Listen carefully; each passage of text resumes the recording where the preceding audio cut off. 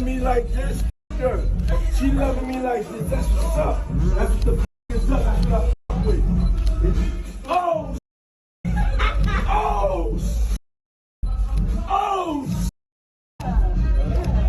And you should. Nah, get up. Okay, we should not celebrate. God damn, Diddy. Yo, your boy's going through it, and every day it's hard to guess what's the outcome of the trial gonna be, cause one minute it's looking like he's guilty, then next minute it looks like he's not guilty and was just being a very freaky man. But as the trial is coming to a close and all these details are coming out about his freak life, now it's making me wonder about all his girlfriends and the things he was possibly doing to them. But I know not everyone got the same treatment and wasn't going for that shit, so he knew who to play with.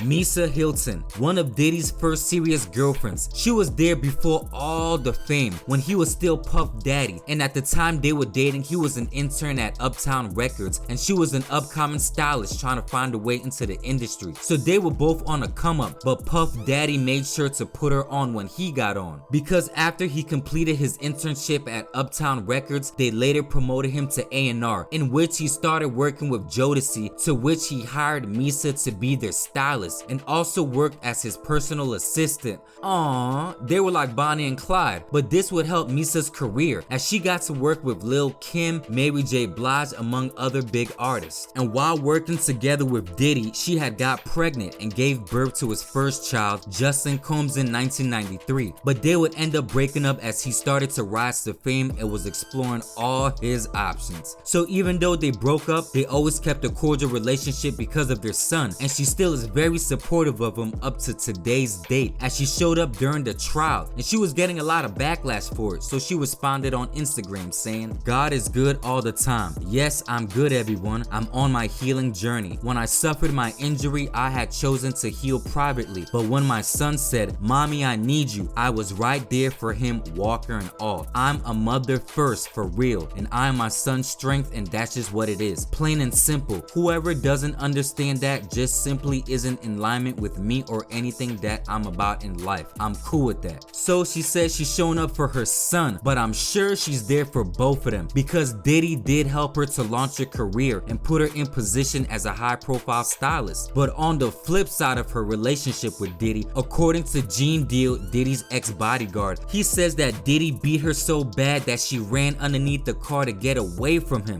allegedly. You know why you ain't do nothing about it? I didn't see it. And I always say, Mighty, when I heard something, somebody, and these are the people who were saying it, I always say that. If I see it, I'm gonna tell you I saw it. But I said I heard he beat her so bad, she had to, I mean, like, it was so crazy, man. You know, the way they explained it, he beat that woman till she was crawling up under a car, man. She was crawling up under the car, man. So this is very alleged, because he didn't even see it for himself. Like he said, someone close told him. So who knows how true this is. But when the Cassie video first came out, Misa Hylton said the video triggered her trauma and that she can relate to Cassie. And in her Instagram post, she said, "I am heartbroken that Cassie must relive the horror of her abuse, and my heart goes out to her. I know exactly how she feels, and through my empathy, it has triggered my own trauma." So there's not much information on what Diddy did to her, but this is all we have so far to go off. Gene Deal's referencing from someone else, and Misa saying that it reminds her of her trauma.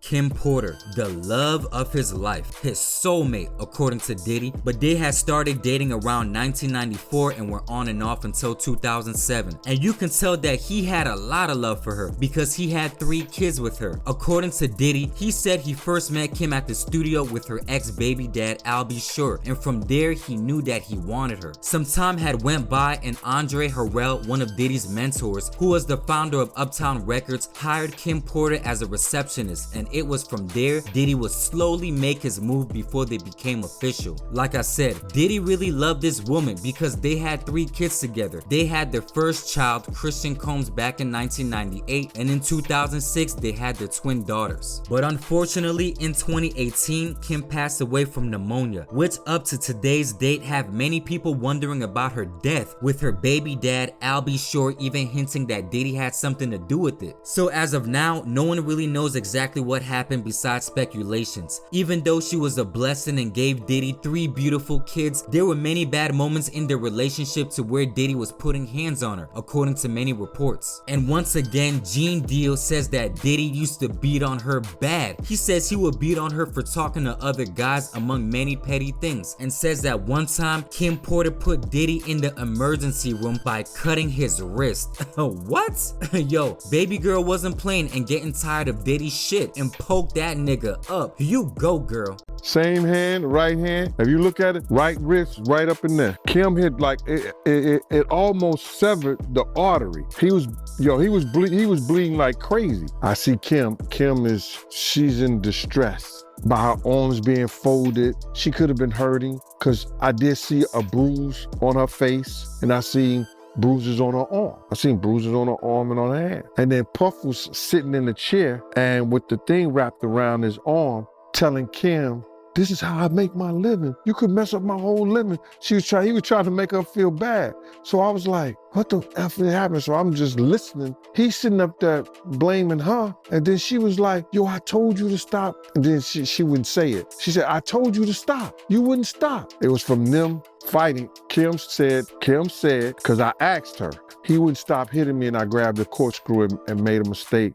Caught him on the wrist. It's a hell of a mistake, Kim. So sad to see her go, as she was allegedly working on an all-tell book about Diddy, ready to spill it all. Someone had released a fake book on Amazon that everyone was running with, but it ended up being not real, and someone just clout chasing, and it was removed from Amazon immediately. So I guess we will never know her truth from her own words. Jennifer Lopez. It seems like the two were together way longer than 2 years, but the two had dated from 1999 to 2002, so it was very short-lived, but they had very memorable moments. The two eventually broke up because Diddy was not being faithful and cheating like crazy, and also because of that nightclub shooting. Now, she has never came out and said that Diddy was abusive to her, but in her 2024 documentary, she reveals that she never got beat up in her relationships, but she was lied to, and fans were speculating she was talking about Diddy, but she says, "There were people in my life who said I love you and then didn't do things that were kind of in line with the word love. Being thrown around and manhandled like that is not fun. I mean, I was never in a relationship where I got beat up, thank God, but I've definitely been manhandled in a couple of unsavory things. Rough,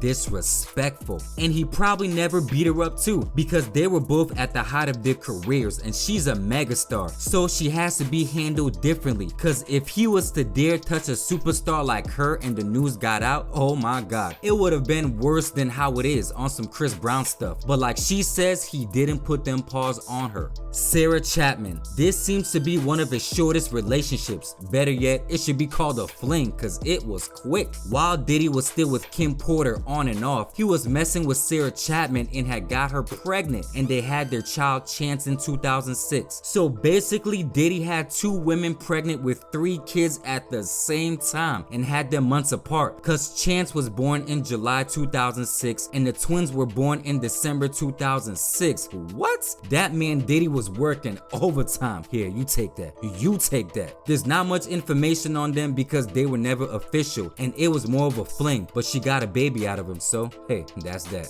Cassie. Now, no need to get into details with her because she's the one that kicked this whole thing off and her case has been dissected enough already, but they dated from 2007 to 2018 on and off. One of her biggest mistakes was not having a kid by him, and I know she regretted that, as he treated her like the fun girl to have freak-offs with and have different guys smash back to back. So Cassie fell on the short end of the stick as far as love goes, but she got her 20 million out of him, so I guess she won. Joie Chavis. Back in 2021, Joie Chavis, who was Bow Wow and Future's baby mom, had a short romantic fling with Diddy. At the time, this had pissed Bow Wow off because he felt like Diddy used to play the uncle figure to him and took him under his wing, to now messing with his baby mom, and he didn't like it and said that certain things are off limits. So it was cool when she was on Diddy's boat and all that? Nah, I mean, she knew better. You know what I mean? For me, it's more of a man thing. You know what I'm saying? Like, you know, me and her, we had our discussion about that. Trust me. That might have been the last time. Oh, once I say, okay, cool. I mean, just get on the phone and just holler. So we had our little rap. And then of course, me and Dude, we definitely had our rap. I'll keep that between us. You know what I'm saying? We had our powwow. You feel me? And we handled it how we were supposed to handle it. And that was just that. But all men know it's a certain conduct and code you go by. You know what I'm saying? There's certain things that's off limits. And everybody know wives and baby mamas and just some shit that, you know, you stay clear from. You know what I mean? Jocelyn Chu. Shortly after him and Cassie broke up, they dated for about a year, from 2018 to 2019. There's not much on their relationship except that they dated. So they dated and broke up. Nothing memorable here to see. Harvey, another one of his flings, and this was short because they were messing with each other for about 3 months according to reports. They had started getting very cozy and close during the summer of 2019, and by October she had unfollowed him. You know how that goes. Remember, this was around the time Harvey was the go-to girl. Meek Mill was rapping about her, Future was messing with her, so she was the hot girl on her hot girl summer shit, and she ain't got time for all these niggas. Hey, it was fun while it lasted. Tran. She's one of the quiet ones we don't really hear about like that, and it's unknown of how long they've been together, but they had their child in September 2022, so that means they could have been dating anytime between 2020 and 2021. So this is another woman that Diddy trusted enough to have his child. That says a lot when it comes to the diddler. Pay attention to the pattern. Gina Huynh. This is one of the spicy ones, as Diddy kept her around for a while as they dated on and off between 2014 to 2019. She was one of the early ones to speak out on Diddy's abuse and says that he even made her have 2 abortions. Yo, Diddy said, not so fast with you, shorty, get rid of them, take that. Back in 2019, she sat down with Tasha K and spilled all the details of what happened in her and Diddy's relationship. Y'all go check it out. But she was the original whistleblower before Cassie, but no one believed her and felt that she was clout chasing. Now fast forward to everything going on now and all the details coming out, she looks like the truth teller. Funny how time works. Daphne Joie.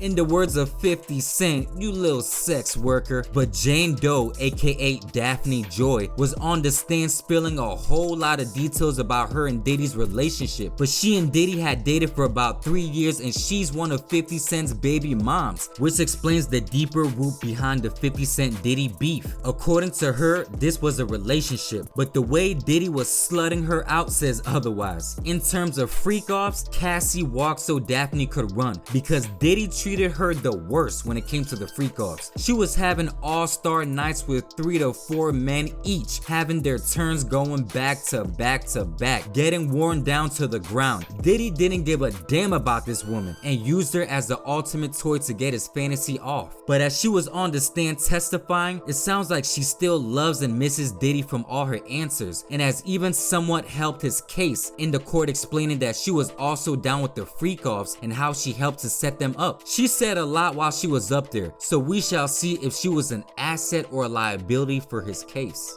Young Miami, the straw that broke the camel's back, meaning this is the relationship of Diddy's that pissed some of the other girlfriends off because of how he treated her. Young Miami and Diddy dated for about 2 years between 2021 and 2023, but within that time span, he overdid it for her and made sure to put her in position versus the others where it was just a freak-off agreement type relationship. Cassie was with him for damn near 11 years and didn't get the opportunity Young Miami did, but to be fair, Diddy did help to push her career, it's just that she wasn't that good. Cassie had the red carpet treatment, gave her the best writers and producers, and surrounded her with the best of the best, but people just wasn't feeling her. You can't force it. So after seeing Young Miami getting the red carpet treatment, Diddy gives her her own show on Revolt, Carisha Please, hooking her up with brand deals, you name it. Diddy was going above and beyond to satisfy Young Miami. So Cassie is sitting back looking at this like, that should have been me, and sued the shit out of Diddy after letting all this marinate in her head. Gina, the other girlfriend of Diddy's, had got into an argument with Young Miami over him as they were going back and forth on Twitter, and Young Miami gave Gina a haymaker and said, "Gina, you been down bad ever since I came into the picture, ho. You been crying for a baby for 10 years. You been around as a trick that eats coochie and sausage when he feels like it. You a eater. You the same trick that was crying on Tasha Tasha K cause you wanted a baby. Aw, poor Sushi.